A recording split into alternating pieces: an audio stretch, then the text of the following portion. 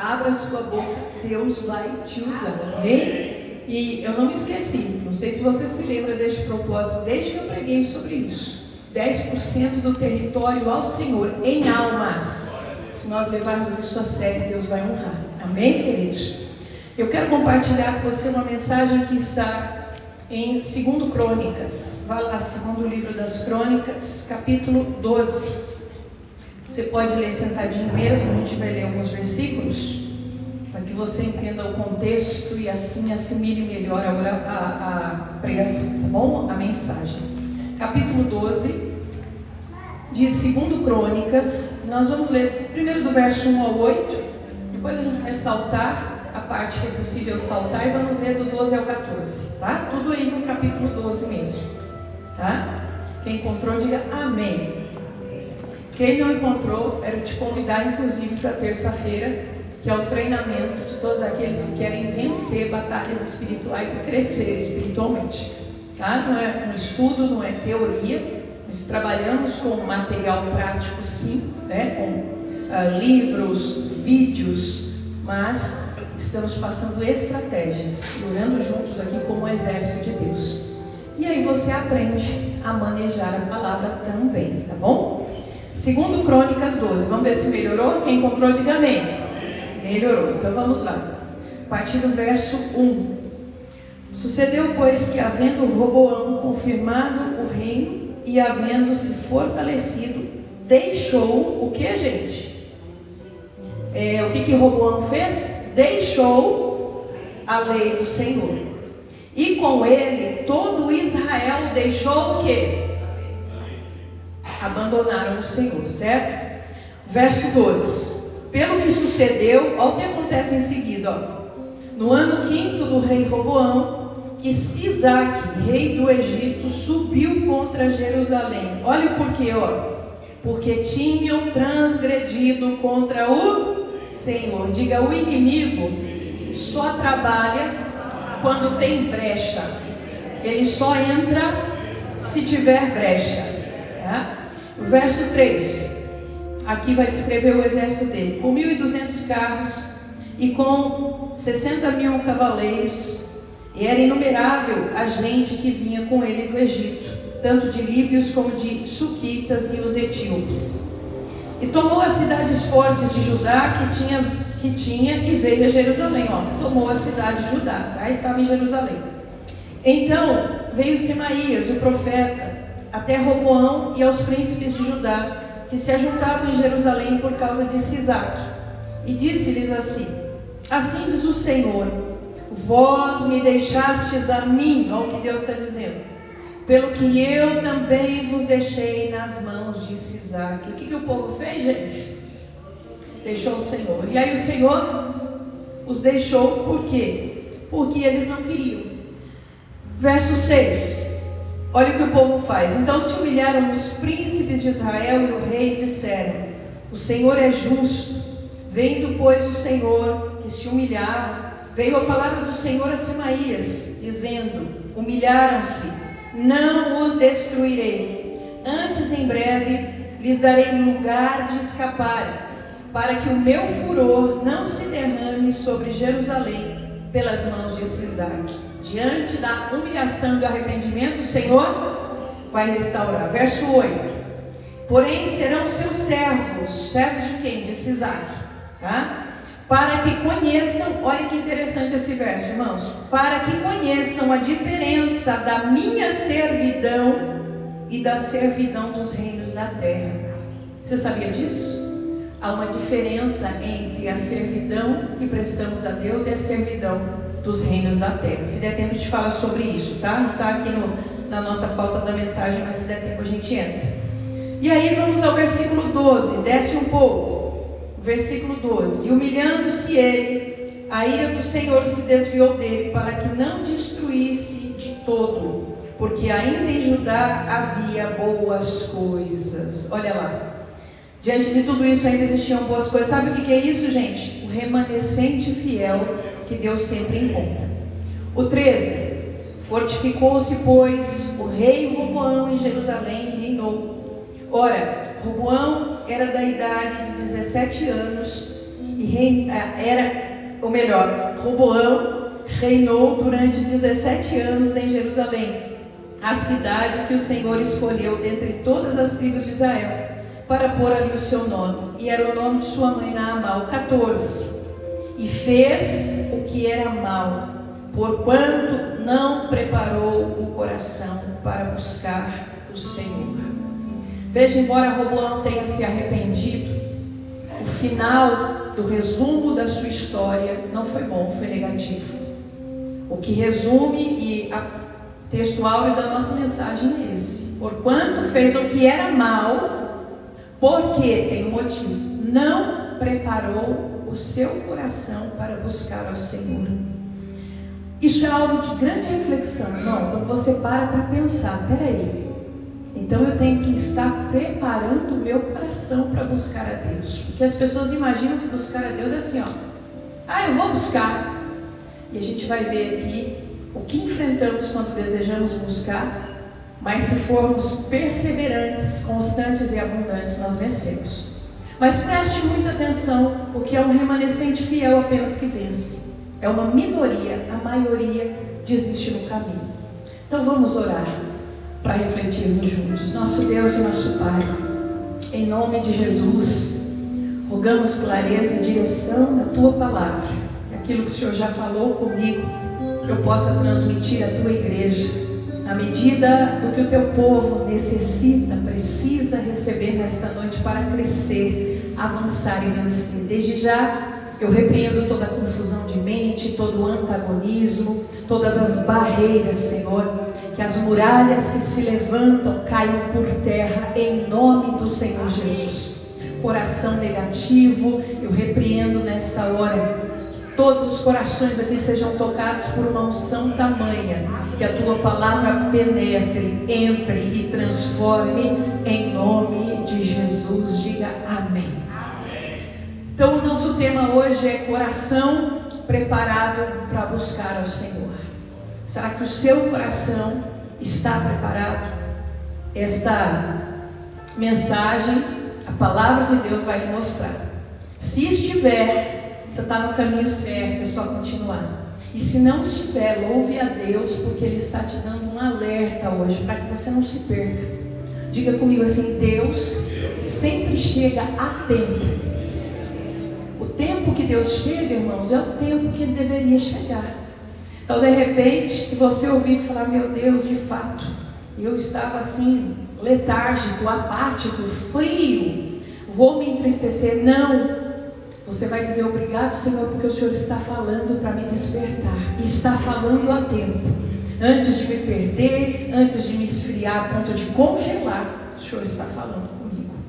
Então, meus amados, para refletirmos se o nosso coração está preparado para buscar o Senhor, a gente começa tratando para entender, né? Vamos começar do princípio, do básico. Nós estamos falando de um período aqui que envolve o reinado do rei Roboão. Quem é Roboão? Primeiro filho de Salomão. E também, obviamente, o primeiro rei a sucedê-lo. É um momento em que existe um fato muito triste na história de Israel, que é a divisão das tribos, né? As tribos de Judá e Benjamim vão seguir Roboão, as demais, meia tribo de Benjamim, melhor dizendo, né? Inteira não. Judá, a tribo toda, meia tribo de Benjamim, e as demais vão seguir o reino do norte, Jeroboão, né? Também tem uma história bastante difícil.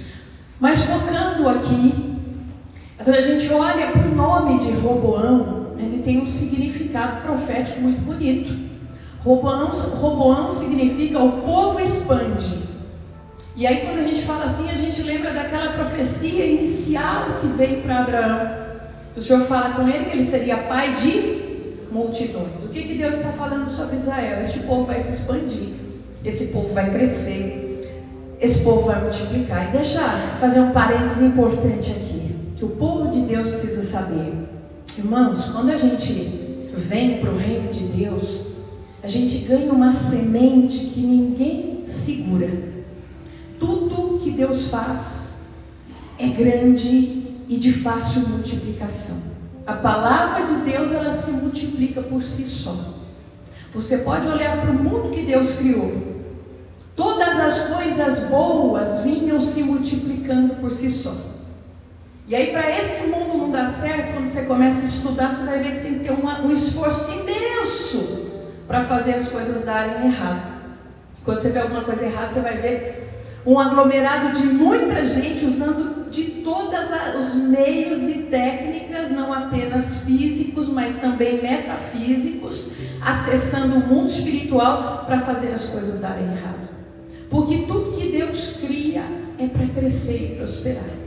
Então, quando Deus chamou Abraão, ele falou o quê? Você vai ser pai de multidões. Quando Roboão recebe o nome de Roboão, o povo se expande.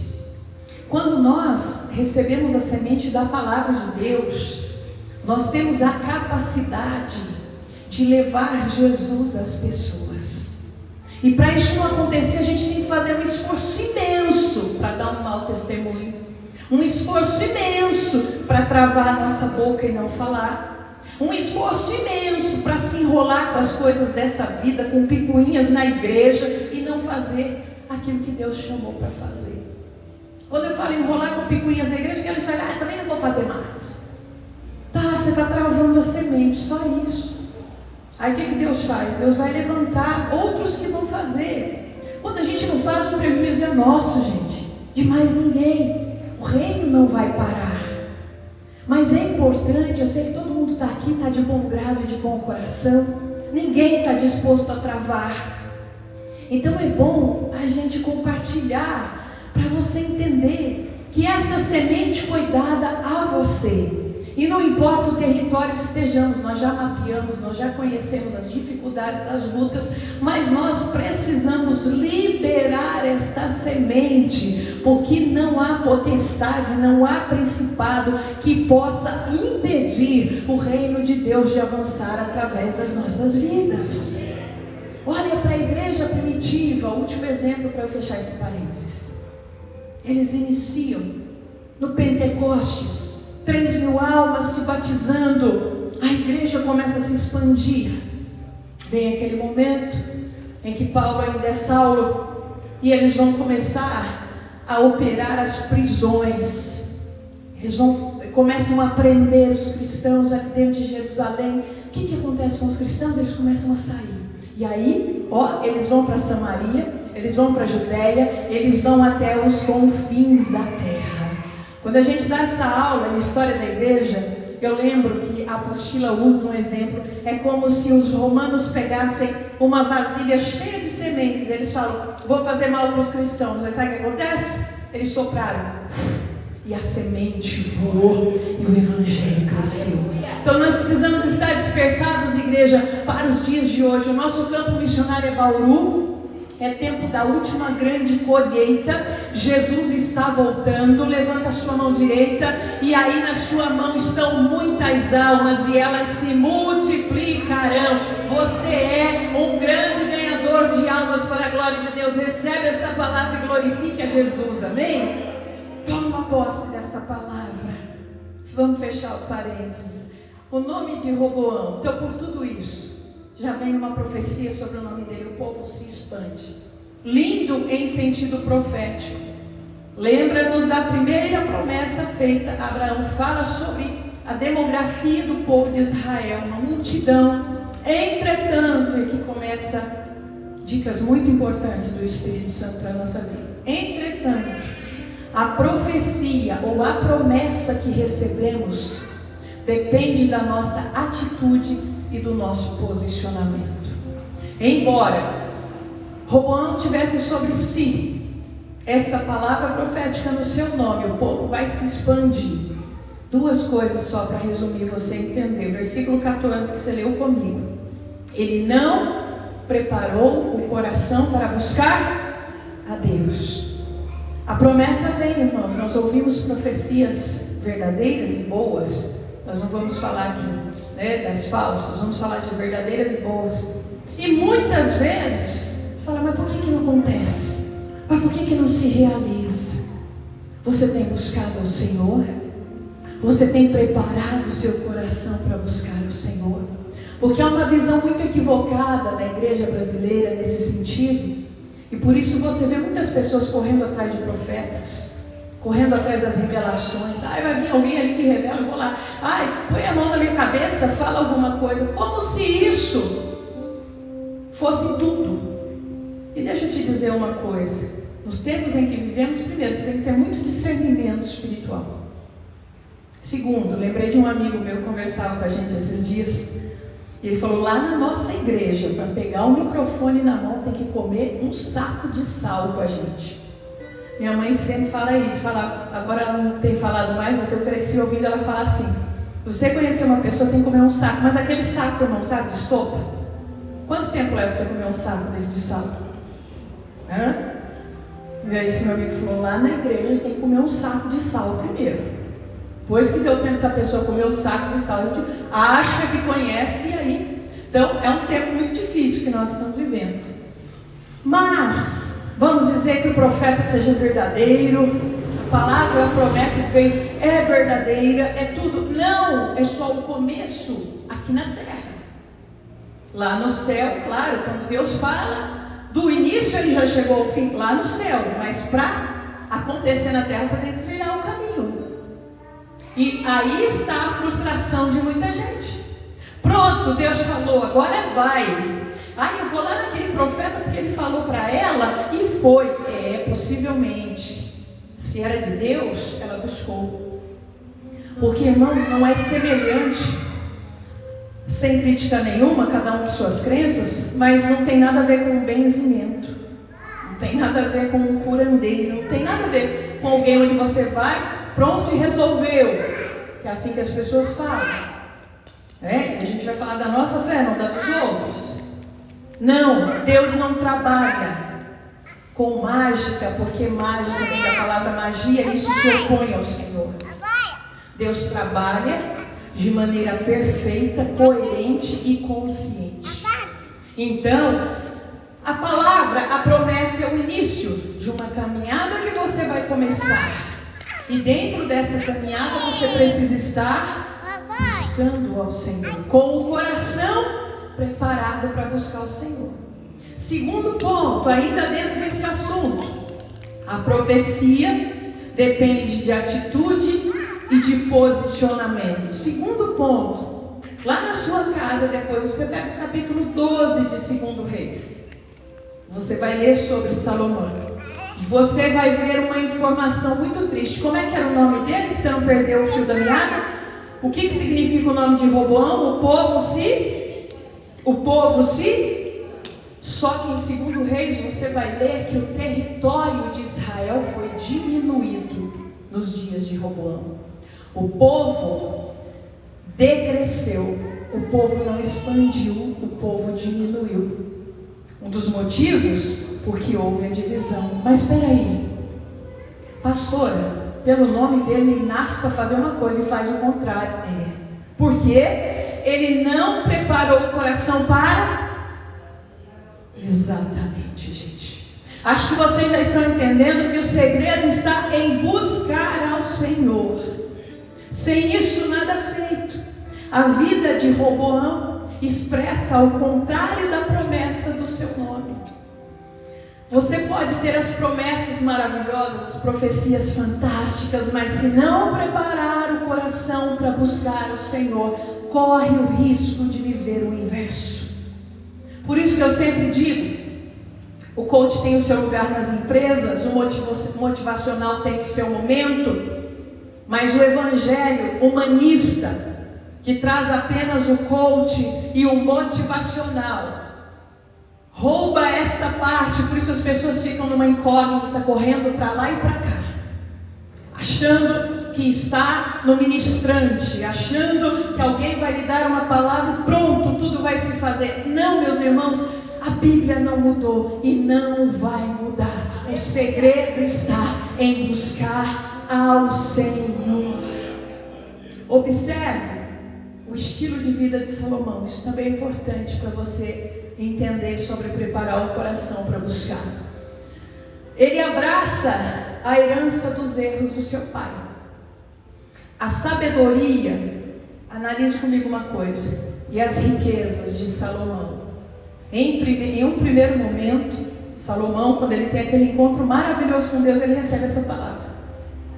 Coração puro. Salomão nesse tempo estava preparando o coração para buscar o Senhor, buscando, e assim ia seguir virtuosamente se ele não mudasse de procedimento. Nesse momento que ele estava buscando, Deus falou assim: você não pediu a morte dos seus inimigos, eu vou lhe dar sabedoria, riqueza, como nenhum outro rei teve. Essa é a palavra. Mas aí, à medida que você vai observando o histórico do reinado de Salomão, você vai perceber duas coisas. E olha como o inimigo vem bater em cima do que Deus lhe prometeu. É ali que ele vem te tentar, para você tomar a frente e fazer na força do seu braço. Primeiro, a gente observa que Salomão, ele casa-se com muitas mulheres, e aí a desculpa para isso é que ele precisava fazer acordos diplomáticos, não é assim? Fazer paz com as outras, com os outros povos, com as outras etnias, para que houvesse paz nas fronteiras. Mas espera aí, quem sempre guardou Israel na luta ou na paz, não é sempre o Senhor? Alguém precisa fazer algo na força do braço para que isso aconteça? Não. Aqui nós estamos observando que sai a sabedoria divina e entra a sabedoria terrena, que é má. Todos os dons que Deus lhe der, resguarde-os, para que Deus te use nesse dom no Espírito, para que você não se habitue com este dom e passe a fazer dentro do seu potencial, porque isso aconteceu com Salomão. Saiu a sabedoria celestial, ele começou a usar a terrena e nem percebeu. Outra coisa, agora que envolve riquezas, ele já tinha a promessa de uma riqueza, mas o tempo do reinado de Salomão é um tempo em que o sustento da corte era dispendioso, era muito caro, né? Qualquer semelhança com o que nós vivemos, mera coincidência. E ele aumentava impostos, porque o sustento da corte custava muito caro. Por isso, a primeira pergunta do povo, quando Roboão assume, é: você vai baixar os impostos ou aumentá-los? E Roboão, você vai ver daqui a pouquinho, só para te adiantar a bobagem, que ele diz o seguinte: se o meu pai, vocês acham que o meu pai colocava muito imposto? Isso não é nem o cantinho da unha do dedo mindinho do que eu vou fazer com vocês agora. Ou seja, zero sabedoria. E este sustento retirado da subjugação do povo era necessário? Não, ele já tinha uma promessa de que Deus lhe acrescentaria riquezas. Lembra da rainha de Sabá, quando ela vem para ouvir da sabedoria de Salomão? A Bíblia diz que ela traz carros, e ele tem ouro e tem prata, e tantas coisas que ela trouxe. Isso fazia parte da promessa. Mas a gente observa que num certo período ele começa a tentar dar uma ajudinha para Deus. Vou usar a minha sabedoria aqui para manter a paz. O Senhor me deu uma palavra de que eu vou ser muito rico, então ele começa a usar da força do braço. Nós precisamos tomar muito cuidado com isso, irmãos. Isso aconteceu quando ele deixou de preparar o seu coração para buscar a Deus. Aí vai entrando os malefícios da carne, as ideias do homem, as ações, estratégias próprias. Nós precisamos vigiar. Perceba o seguinte: por que eu estou falando de Salomão? Porque Roboão abraçou os erros do pai. Eu acabei de contar para vocês.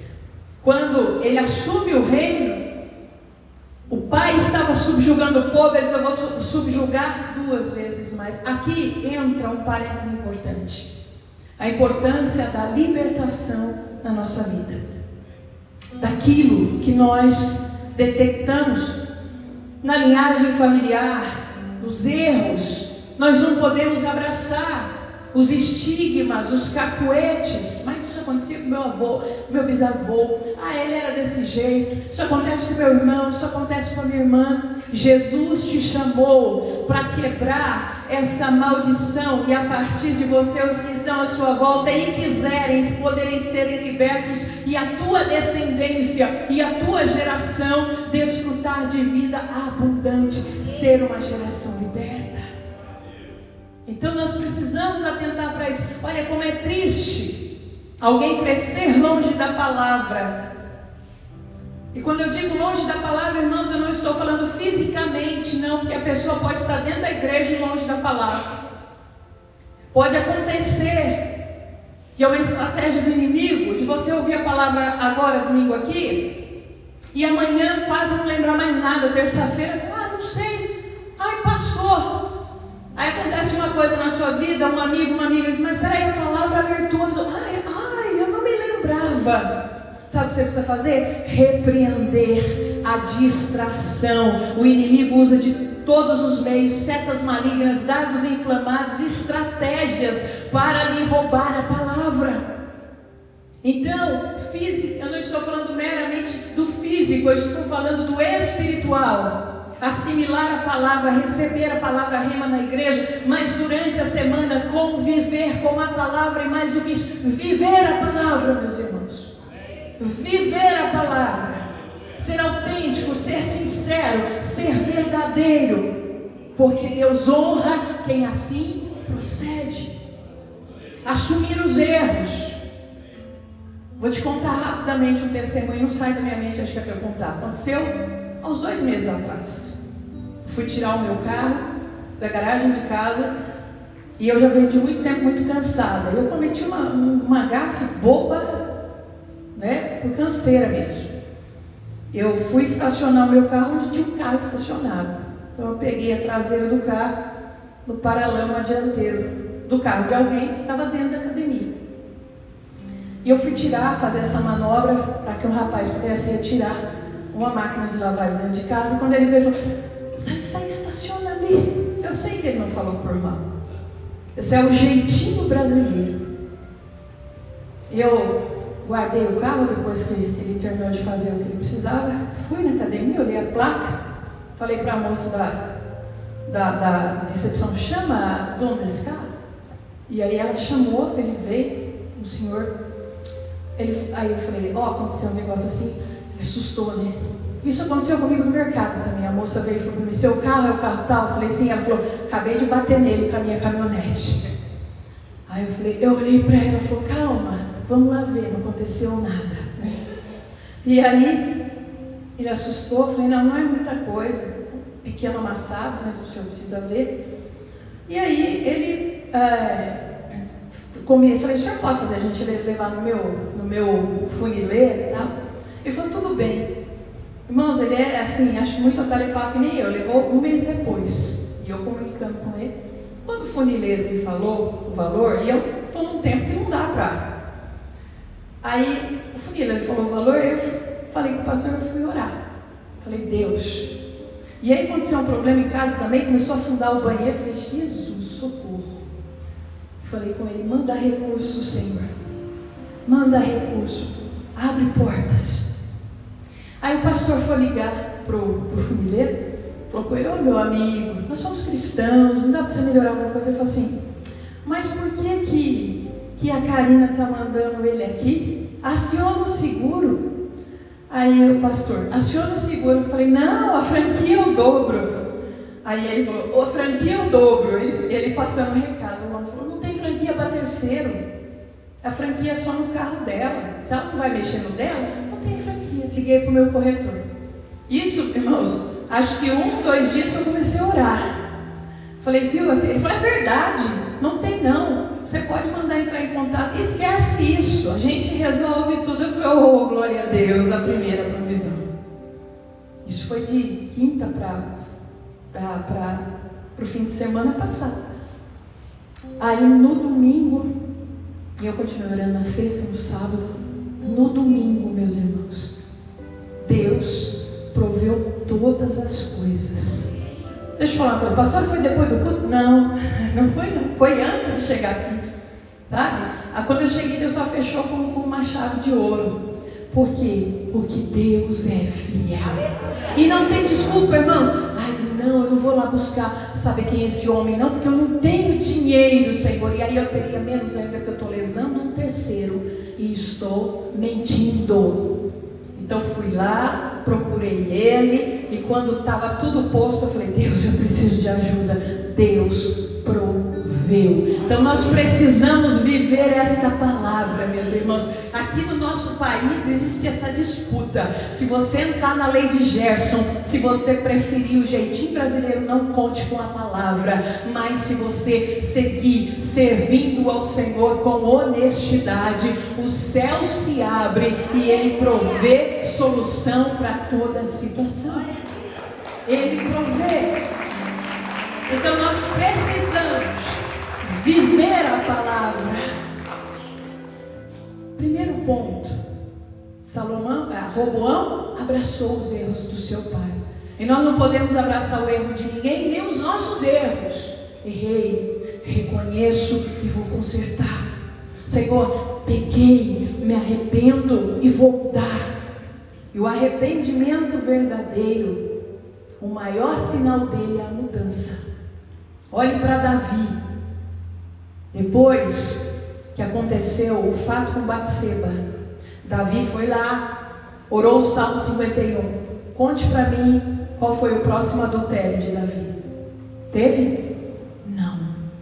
Qual foi a próxima trama para matar alguém que Davi participou? Teve? Não. A vida dele mudou, e nesse sentido para melhor. Ele entendeu. Então, meus irmãos, o arrependimento verdadeiro traz uma transformação. Roboão não fez isso, ele abraçou os erros. Segundo ponto que é importante no estilo de vida dele: de quem ele se cercava? Ele se cercava de pessoas que também eram apóstatas. Seu pai Salomão arrependeu-se no final da vida, mas grande parte da vida ele passou apostatando. Roboão seguia as apostasias.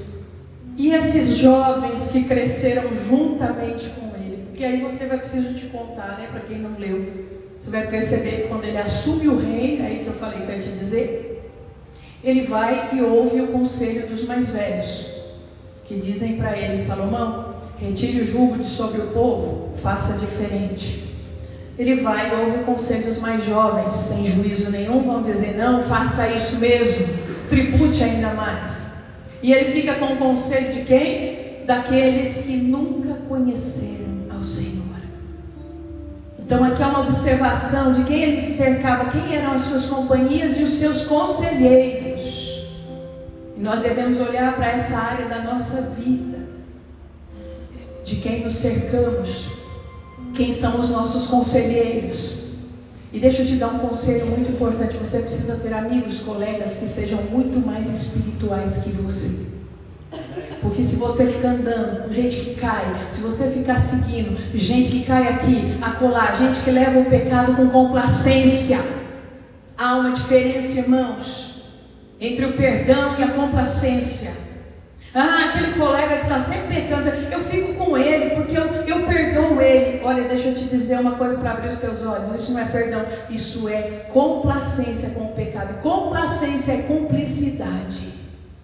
Complacência com... está pecando e eu estou ali. Não, mas sabe o que é? É que eu estou aqui uma hora, né? Quem sabe? Você acaba participando com ele. Complacência é cumplicidade, perdão é outra coisa. Se aquela pessoa te fez algo, você vai perdoá-la, mas o caminho dela é diferente do seu. Não, eu vou andar com ela. Você vai ser complacente. Provérbios 13:20, eu repito sempre porque é muito útil. Anda com o sábio, você será sábio. Anda com o tolo, você vai cair. Então, a quem te cerca, quem são teus conselheiros? Ou aqueles amigos que só tem um assunto de falar mal da igreja, fala mal da igreja A, da igreja B, e fala mal do irmão, e fala do outro, e o tempo todo você sai de lá pesado e sem vontade nenhuma de buscar ao Senhor. Cuidado com isso vai te afundar. Você precisa de pessoas que estejam com o coração preparado para buscar ao Senhor, pessoas que vão dizer: olha, pode haver dificuldade, pode haver luta, a igreja pode estar passando por tantas situações de altos e baixos, mas os nossos olhos estão postos em Jesus. A noiva vai prevalecer, Ele vai tirar a igreja de dentro da igreja, então eu não posso estar fora dela. Assim, queridos, Roboão, fechando o assunto da vida dele, ele não seguiu ao Senhor, introduziu em Israel práticas abomináveis e proibidas pela lei. Se você conseguir projetar, Alexandra, 1 Reis 14, 23 e 24, só para mostrar na palavra, introduziu práticas proibidas na lei. Cuidado com isso também. Ah, mas ele é o rei, olha o que ele está mandando fazer. Ele é o líder da nação, olha o que ele está dizendo. Ele é Deus? Ele não é Deus. Olha a perdição de Israel, irmãos, no versículo 1, diz que Roboão deixou o Senhor, em seguida todo Israel deixou o Senhor. Ah, mas é porque o rei não tem desculpa. Quem conhece a palavra sabe que a palavra é a palavra. E Paulo disse assim: ainda que apareça um anjo pregando outro evangelho, seja para vocês anátema. Sabe o que é anátema? É maldição. Então não importa quem quer que seja, se é apostasia, se é heresia, se confronta a palavra, se está fora da palavra, não siga. Não siga, arranque da sua vida e continua no caminho da lei do Senhor, e continua no caminho do que o evangelho te ensina. Porque isso não é novidade, irmãos. Isso desde que a igreja surgiu, os falsos mestres, os falsos ensinos. Israel caiu junto com aquele rei, por quê? Porque não seguia a palavra. Veja, havia também, vamos lá, o 23, porque também eles edificaram altos e colunas e azerins, que eram as miniaturas de Azerás, né? Sobre todo o alto e outeiro e debaixo de toda árvore frondosa. Deixa eu só te dizer uma coisa aqui, onde fala azerins. Às vezes as pessoas leem a Bíblia assim, meio que por osmose. Azerins. O pessoal que está aqui terça-feira sabe o que é azerar, sabe como combater, sabe quais são as estratégias. Irmãos, nós estamos indo profundo na palavra. Então desperta. Não é normal você passar pela Bíblia e falar: não sei o que é isso. O que é isso aí? Aonde existe trevas, o inimigo trabalha, porque o trabalhar dele é no escuro, é nas trevas. Mas aonde a luz brilha, acaba o território dele. Então desperta, tá? Vamos lá, no 24. E havia também sodomitas na terra, fizeram conforme todas as abominações dos povos que o Senhor tinha expulsado de diante dos filhos de Israel. Sabe o que significa isso? Eles pegaram todas as práticas abomináveis dos cananeus e trouxeram para dentro de Israel. E o povo achava normal. Por quê? Porque estava distante da palavra. Então tome muito cuidado com isso. E veja, diante de tudo isso, surge um rei chamado Sisaque, que era um rei do Egito. E aí você leu comigo no 12:2, que ele vem contra Israel porque eles tinham transgredido contra o Senhor. E aí você repetiu, eu te digo agora: o inimigo sempre atua nas brechas. E vou te dizer uma coisa nova: quem não prepara o coração para buscar o Senhor vive cheio de brechas. Porque quando nós não buscamos o Senhor, nós buscamos a cultura desta terra. E aí está o problema do ponto lá de trás, quando você está cercado de pessoas que não professam a mesma fé, que não prezam pela palavra. Se você não tiver amigos espirituais, se você não tiver uma liderança forte, estiver compartilhando com essa liderança e estiver assíduo na igreja, você não aguenta, você cai. É guerra espiritual, irmãos. E Jesus disse assim, que as portas do inferno não prevaleceriam contra a igreja. E aí, muitos cristãos deitam num berço esplêndido pensando que isso é automático. Não é automático, são batalhas. Sabe porque muitos cristãos perdem a maioria das batalhas espirituais porque eles não conhecem mundo espiritual e nem batalha espiritual. Teriam toda a condição de vencer, mas não conhecem. E de novo, se a gente deixar isso aqui tudo escuro agora, a gente não consegue nem sair desse lugar. Porque nós temos pequenos degraus, você pode trombar na cadeira. Eu, para descer do altar, preciso das escadas. Porque nas trevas a gente não consegue tatear, a gente não consegue se pronunciar. Mas glória a Deus que está tudo iluminado. Então nós podemos, quando terminar, nos locomover. E assim é a vida espiritual também. Então quem não busca o Senhor, e olha, atenta para uma coisa que é muito comum nos nossos dias: não dá tempo, eu preciso trabalhar, eu preciso estudar, não dá tempo de orar. Você está orando de manhã, não, para sair e colocar o dia. Não, eu não posso. Cuidado, tem brechas, tem situações que a gente vê que não é nenhuma porta, é um portão que o inimigo tem para entrar. E isso é muito triste. Por conta dessa falta de busca ao Senhor, muitas pessoas deixam de viver a vida abundante. Agora, deixa eu falar rápido para vocês, porque isso dá para uma mensagem inteira. A vida abundante, diferente do que as pessoas transformaram numa tarja só para a teologia da prosperidade, é muito maior do que isso. No sentido financeiro, né? A teologia da prosperidade é muito maior do que isso. Vida abundante é libertação plena em todas as áreas. Porque a pessoa pode estar com a conta bancária abarrotada, mas está presa emocionalmente, ela está feliz? A pessoa pode estar com a conta bancária transbordando, mas ela está presa em calabouços espirituais na sua mente, ela está feliz? Ela está carregando os erros familiares e a iniquidade familiar, ela está feliz? Não. Dinheiro faz parte do pacote, mas ele é só um item, meus irmãos. A vida abundante é estar liberto em todas as áreas. A gente tem em setembro, se Deus permitir, de 11 a 14 de setembro, um seminário para isso, para busca, que é vida com Deus, santidade e vida no Espírito. 4 ministrações. Ai, mas é tão difícil. Ai, mas é impossível. Então é você que escolhe, ou luz ou trevas. Retirando situações aqui, que às vezes os irmãos falam conosco, que está no horário de trabalho, que gostaria de estar. Retirando essas situações, as demais, irmãos, são nossas escolhas. E às vezes a nossa falta de organização. O que nós priorizamos é o que nós adoramos.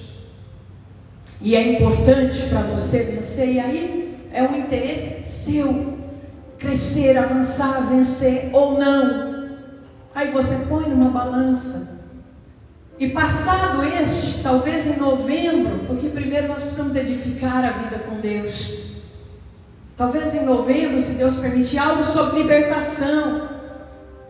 Então a nossa igreja ela vai se abrir, se expandir para essas coisas. Nossa igreja, irmãos, eu falava terça-feira aqui com os guerreiros, ela está nas mãos de Deus, passando por um trabalhar, e ela será uma igreja espiritual, ela será uma igreja de dons, ela será uma igreja avivada, ela será uma igreja de unção, ela será uma igreja que desfruta do poder de Deus e que leva o poder de Deus à comunidade.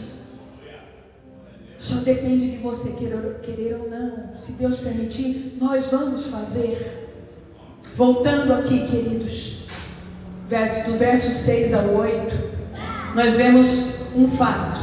Sisaque entrou por causa da brecha. Dos versos 6 a 8, o que acontece? Tanto Roboão quanto o povo, eles começam a buscar, eles se arrependem. E assim eles são parcialmente livres, porque a Bíblia diz que Deus não vai permitir a destruição de Jerusalém, mas eles serão vassalos do Egito. O que é um vassalo? Vassalo é um escravo. Quando a gente tinha na escola aula sobre o feudalismo, eu vou resumir de forma fácil, quem não teve vai entender. Você tinha o senhor feudal, que tomava as propriedades, ele era dono de todas as propriedades. Basicamente ele repartia aquelas propriedades e dava um pedaço para cada família trabalhar. Mas todo o lucro daquela propriedade era do senhor feudal. O que aquela família teria? De comer e de dormir, só isso. Sem lazer, sem desfrutar, só trabalhar e entregar o resultado para o senhor feudal. Então o que acontece com eles? Jerusalém seria destruída. agora não vai ser. Mas eles serão vassalos do Egito, porque o pecado tem consequência, gente. Por isso nós temos que evitar as brechas. Nós temos que evitar, porque as consequências vêm. Então existe o perdão, mas uma consequência está ali. E este povo estava vivendo as consequências. Daí a importância da necessidade de preparar o coração para buscar o Senhor. Então vamos a esse ponto. Vamos a esse ponto agora. Em que consiste de fato o preparar o coração para buscar o Senhor? Quem quer saber mediante a palavra, diga amém. Primeiro, entendermos que não há vida fora dele, não há vida fora de Jesus. E agora eu vou usar muito a Bíblia, Alexandre. Eu vou falando, você vai conseguindo projetar aí para eles, porque daqui até o fim da mensagem é só Bíblia, só versículo. Veja só, tudo que está fora dele, queridos, não vai trazer para nós nenhum benefício, apenas prejuízos. Então, entendermos que não há vida fora dele. João, Evangelho de João, capítulo 1, verso 3 vai dizer assim: todas as coisas foram feitas através dele, e sem ele nada do que existe teria sido feito. Tudo estava nele, toda a criação, os benefícios que existem no mundo, as coisas verdadeiramente boas, ou uma sombra das coisas boas que restaram, você só desfruta se estiver em Jesus. E é por isso que Paulo fala: não vos conformeis com este mundo, não se engane que na cultura do mundo há algo de bom. Não, no mundo você só vai para abrir brechas, e o inimigo vai entrar, e o Sisaque vai subjugar, porque se você mistura a cultura do mundo àquilo que Deus tem chamado você, não vai dar certo. Veja, Romanos capítulo 11, e o verso de número 36, nós cantamos muito esse verso: porque dele, por ele e para ele foram feitas todas as coisas. Toda a vida que vivemos fora dele é obscura e é mundana. Toda a vida que vivemos fora dele. Isso fortalece. Agora, para a gente caminhar até a conclusão da mensagem, vou te explicar uma coisa muito importante. Embora eu não esteja pregando sobre espírito, alma e corpo, você precisa entender um pouco sobre a alma, que é para não cair nas ciladas. Veja só, toda a vida que vivemos fora dele é obscura e mundana. Isso fortalece os desejos da tua alma, te afastando cada vez mais de Jesus. Entenda uma coisa, queridos: depois da queda, a nossa alma, ela se tornou sombria, aliada da carne. A alma, lembre-se, ela é etérea, ela faz parte do espiritual, mas ela faz a conexão, das coisas do espírito com o mundo físico. E após a queda, ela se apegou à carne. Então, na alma estão os desejos, os pensamentos e as decisões. Na alma está o nosso eu. Na alma está o nosso ego. Sabe por que você tem preguiça de orar? Porque a alma não quer que você ore. Sabe por que você tem apatia para louvar? Porque a alma não quer que você louve. E as pessoas acham assim: não, a alma, É preciso entender essas coisas, porque há uma guerra espiritual, uma batalha dentro de nós. É preciso entender essas coisas para que nós possamos reagir. E eu sei que você vai dizer: pastora, como é que resolve isso? Daqui a pouco eu vou lhe falar. Mas eu preciso aqui costurar o segundo ponto ao primeiro para você entender melhor. Então, qual que é o segundo ponto, pastora? A nossa alma não deseja naturalmente buscar a Deus. E aí você deve estar falando: mas espera aí, Jesus, ele não é o único e suficiente salvador da minha alma? Exatamente por isso ele veio para resgatar, para que o nosso nome pudesse estar escrito no livro da vida. Ele resgata, mas agora o comando do Espírito, ela receber o comando do Espírito, depende de você. Como assim? Você vai entender. Veja, Romanos, o capítulo 8, 7, o versículo 7 e o versículo 8, ela vai projetar. Pra você não pensar que a pastora está falando bobagem. O que eu falei?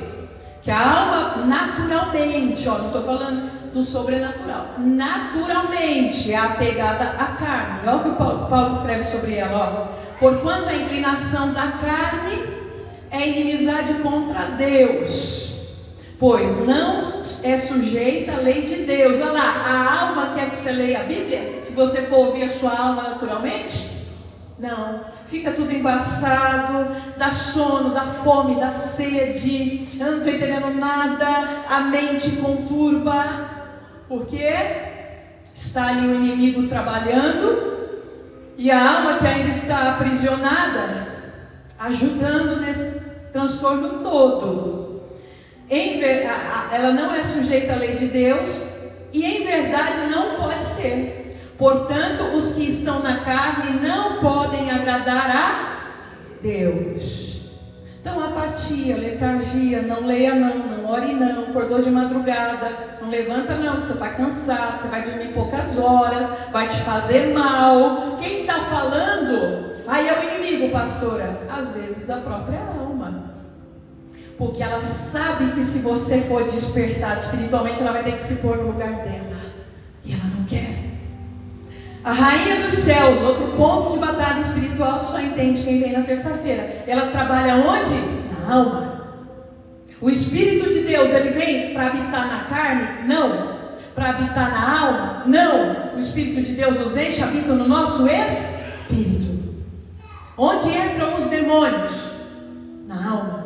Onde habita a rainha dos céus? Na alma. Pastora, o que é tudo isso? Vem de terça-feira. Você está perdendo batalha de graça, não conhecendo o mundo espiritual, não sabendo como as coisas acontecem. Não é tão simples e fácil como alguém diz para você. Não, vai só levando a tua vida, vai dar tudo certo, é assim mesmo, vai. Não, irmãos. Existem regras, existem ensinamentos que Deus deixou sobre isso. Por causa do pecado, vamos avançar para você entender. A alma foi afetada. Por isso ela é naturalmente aliada à carne. Então quando a gente vê aqui falando que a carne é inimizade contra Deus, se a minha alma não estiver debaixo do comando do Espírito, está falando também da alma. Mas você poderia dizer, pastora, quando é que tudo isso muda? Tudo isso muda, irmãos. Por que Jesus falou em Lucas 24:49? Por que será que Jesus falou assim com os seus discípulos? Eis que sobre vós eu envio a promessa do meu Pai. Olha o que eu falei no começo. A promessa é o princípio. Depois da promessa tem que ter uma atitude. Jesus fala da atitude, ó. Eis que eu vos envio a promessa de meu Pai. Ficai, porém, na cidade de Jerusalém. Os discípulos poderiam desejar sair, fazer aquilo que a alma pedisse. Jesus está avisando: ficai, porém, na cidade de Jerusalém, até que do alto sejais revestidos de poder. O que Jesus está dizendo para eles? Do alto virá o Consolador, o Espírito da verdade. Ele vai enchê-los, ele vai encher o Espírito de vocês. E quando ele estiver no governo do Espírito de vocês, então a alma é comandada, ela é subjugada à vontade do Espírito. A carne não prevalece mais na sua vida, porque agora o Espírito de Deus tem comando. Ele dá comando para a tua alma. E aí entra naquilo que o irmão Castelli estava pregando aqui numa quinta-feira, dizendo, às vezes alguém fala para você, você não sai da igreja, toda hora vai para a igreja, já foi ontem, vai hoje de novo, já foi domingo, está lá na terça-feira, não precisa ir tanto para a igreja. A pessoa diz isso porque ela só conhece a religião e a religiosidade. Se ela for cheia do Espírito Santo, ela vai querer estar na igreja todos os dias, buscando mais, porque quando isso acontece, irmãos, quando o Espírito vem, o nosso coração começou a ser preparado para buscar o Senhor. Sabe por que um dos sinais é esse desejo de estar sempre na presença de Deus? Tem um treinamento, eu estou lá. Tem uma conferência, eu estou lá. Tem oração, eu estou lá. Você pode perceber que tem um grupo de irmãos aqui que é assim. Eles estão em tudo. Talvez você já olhou assim um dia e pensou, puxa, mas eles vão em tudo, né? Eles gostam da pastora, são amigos. Não é nada disso, irmãos. Nós nos gostamos sim. Mas o que nos traz aqui é algo muito mais forte. Quando o Espírito Santo enche a sua vida, a sua sede é constante. Sabe o que faltou na vida de Roboão? O Espírito. E quando o Espírito vem, ele está te convidando a mergulhar em Cristo. De novo, não é algo automático. Agora o Espírito chegou. Eu senti que eu fui batizado. Estou tranquilo agora. Não. Fique uma semana longe da igreja e o fogo apaga. Sabe por quê, irmãos? Tudo que está no Antigo Testamento é sombra para o Novo. E quando o tabernáculo vai começar a sua rotina de funcionamento, o Senhor orienta o seguinte: todos os dias o sacerdote vai levar para o altar um sacrifício de manhã e depois ele vai voltar à tardinha, todos os dias, de manhã e à tardinha, todos os dias. O que era esse sacrifício, pastora? Era só uma oferta? Não, era oração, era adoração, era um momento com Deus. Eles tinham que alimentar uma vez no dia? Não, no mínimo 2. Então desperta em nós esse desejo. Por isso é o coração sendo preparado para buscar Deus. Isso aqui é um exemplo bíblico disso. Vou te dar lá no Antigo Testamento. Saul, 1 Samuel, ainda os tempos áureos, os tempos bons de Saul. 1 Samuel 10, 9 e 10. Versos 9 e 10 do capítulo 10. Diz assim: ao virar Saul as costas para se apartar de Samuel, tinha recebido uma palavra. Deus lhe mudou o coração em outro. Pastora, mas você não acabou de falar que o coração está na alma? Então, entenda que as coisas aconteceram rapidamente. O Espírito encheu a vida de Saul, a alma foi subjugada naquele momento. E prova de que você tem que alimentar é porque lá na frente, Saul se tornou um apóstata. E você quer ver como o Espírito veio? Continua lendo comigo, por isso eu coloquei os 2 versos. E todos esses sinais aconteceram naquele mesmo dia. Quando eles iam chegando ao outeiro, eis que um grupo de profetas saiu ao encontro, e o Espírito de Deus se apoderou de Saul. O que eu acabei de falar para você, a Bíblia está contando. O Espírito veio, encheu, tocou na alma dele.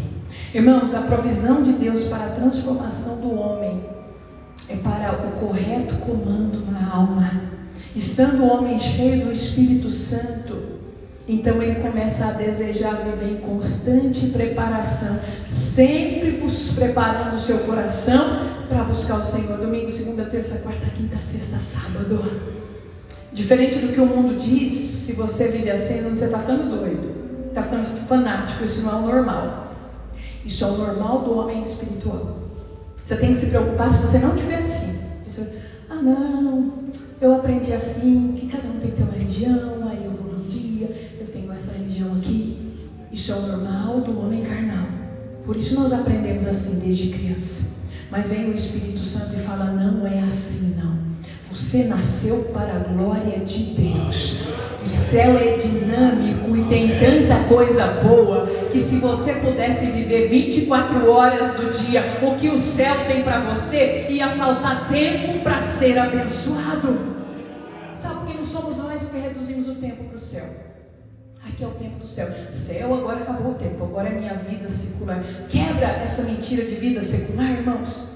A vida é uma vida só, é uma vida em Cristo. Quando o homem está cheio do Espírito Santo, a alma é tocada e no comando do Espírito ela passa sobrenaturalmente a desejar o Senhor. Lembra que eu disse? Se você ainda estiver no natural, a sua alma é colada na carne. Então, você não gosta de orar, você não gosta muito de ouvir a palavra, louvor, eu até faço, mas não é toda hora não, todo dia não, também pastor, todo dia não, esse negócio não, hein, por favor.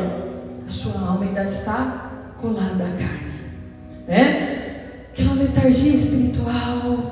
Já faz alguns anos que eu estou, mas eu não acho palavras para orar, eu não tenho paciência de orar. Mas me chama para alguma coisa no mundo, eu me animo muito. É muito gostoso. Aí não tem hora. Aí eu viro à noite. A sua alma está colada na carne. Você pode ficar bravo comigo hoje, mas lá no céu um dia você vai me agradecer. Amém. Talvez alguém não tenha tido coragem de te dizer isso. A sua alma está colada na carne. Você não tem prazer nas coisas de Deus. Mas nessa noite eu quero profetizar para você. que o Espírito Santo virá sobre este lugar e ele vai te batizar. Aqui ele está falando, mas na hora da oração ele vai te encher. A sua alma que está colada na carne vai colar nele, e você vai sentir um desejo nessa madrugada de orar. Amanhã vai querer jejuar, terça-feira vai vir para cá e as pessoas vão olhar para você e dizer: o que está acontecendo contigo? O teu coração está sendo preparado para buscar o Senhor. E se prepara, porque Deus vai usar muito a sua vida. O céu vai se abrir e a sua história vai mudar. Se prepara. Aleluia. E a última dica que eu quero te dar aqui pelo Espírito: existe, e detalhes que eu acabei de narrar para vocês, isso é o novo nascimento, tá? É quando a alma descola da carne, ela cola no Espírito. E agora o meu prazer é nas coisas de Deus. Aquilo que me atraía lá, eu não sei como é que eu conseguia participar, porque agora o meu prazer é uma vigília, é um culto, é a busca.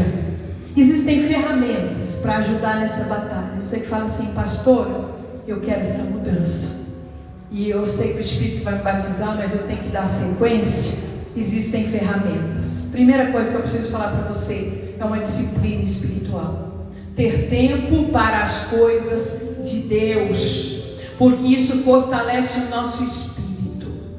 E tirando o tempo que você não tem escolha, que é o tempo lá do trabalho, né? Ou coisas que em nome de Jesus não acontecem, raramente não vão acontecer, uma eventualidade na saúde. Tirando essas coisas, irmãos, tempo é questão de querer. Tudo que queremos e gostamos, nós arrumamos tempo. Verdade ou mentira? Pode ser sincero com a pastora.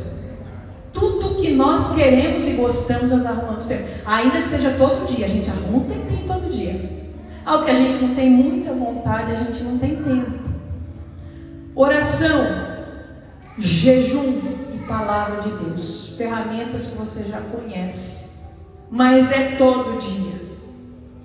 Se o primeiro ponto, a primeira dica é disciplina espiritual, é organizar a sua vida de maneira a ter tempo para as coisas de Deus, e aí aplicar junto oração, jejum e palavra de Deus. Segunda dica que eu estou terminando: a disciplina implica, o nome dela já diz, frequência e constância. É todo dia. E se tivesse, aqui não tem, é 3 dias, né? Basicamente aqui na igreja. Às vezes um grupo tem alguma coisa ou outra, mas isso é muito eventual. Basicamente 3 dias. Você tiraria de letra, se o seu coração estiver preparado para buscar. E na verdade você gostaria todos os dias, porque é o mundo de Deus entrando na sua vida. E nesse caso, irmãos, quando eu falo que disciplina implica em frequência e constância, eu me embaso em 1 Coríntios, o capítulo 15, verso 58, onde a palavra de Deus vai dizer que nós devemos ser abundantes e constantes na obra do Senhor. A palavra não diria isso se Deus não fosse nos envolver da maneira como eu acabei de descrever para você. Nesse caso, é melhor o sempre do que o muito. Ai, pastora, eu não consigo orar muito, mas você está orando sempre. Você está orando sempre. Se você está orando sempre, uma hora vai crescendo, vai crescendo, vai crescendo. O tempo, os dias são abreviados, vai ficando escasso. Então essa questão de que o sempre é melhor do que o muito é até um alento para nós. É o sempre, é na tecla do sempre que você tem que bater. Isso é um ciclo virtuoso. Se você fizer assim, a sua alma sempre vai estar te ajudando e te lembrando que ela tem sede. A exemplo disso, Salmo de número 42, você vai ver o salmista dizendo assim, que a alma dele tem sede. Assim como a corça anseia pelas águas, assim a minha alma te busca, ó Senhor. Por que ele chega nesse nível, irmãos?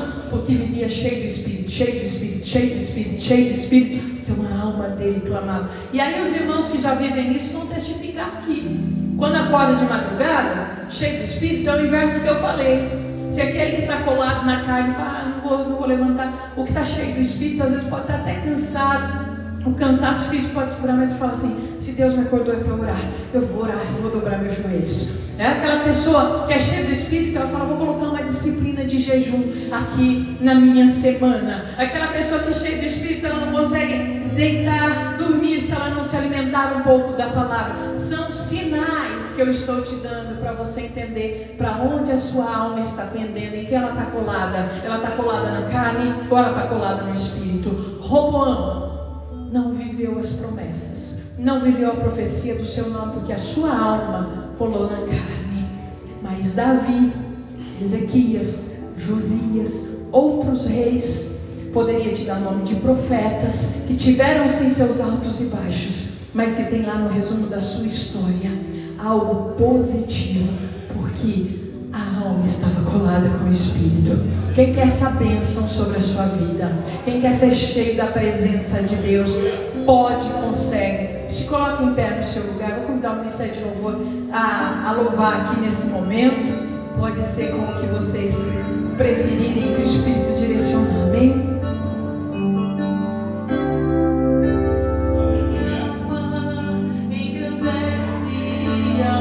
Isso, venha para frente. Nós vamos orar.